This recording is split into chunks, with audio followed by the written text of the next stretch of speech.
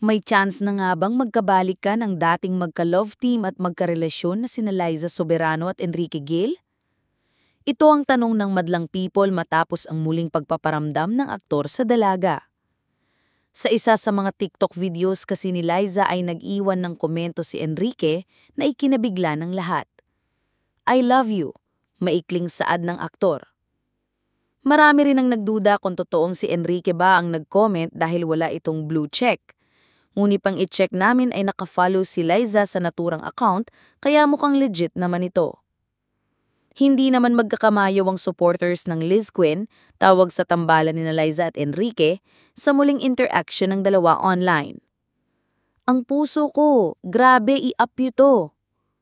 Enrique Gil, natagpuong ginalaw na ang baso, Diyos ko. Paano ba yan? Matutulog ako ng mahimbing yan. Itaas niyo ang comment ni Enrique please, dapat top comment ito. Diyos ko po, last love team na na-instant ko na nanatiling matatag. We still win, Liz Quinn babies. Sa mayon ay wala pa namang pahayag sina Enrique at Liza tungkol rito.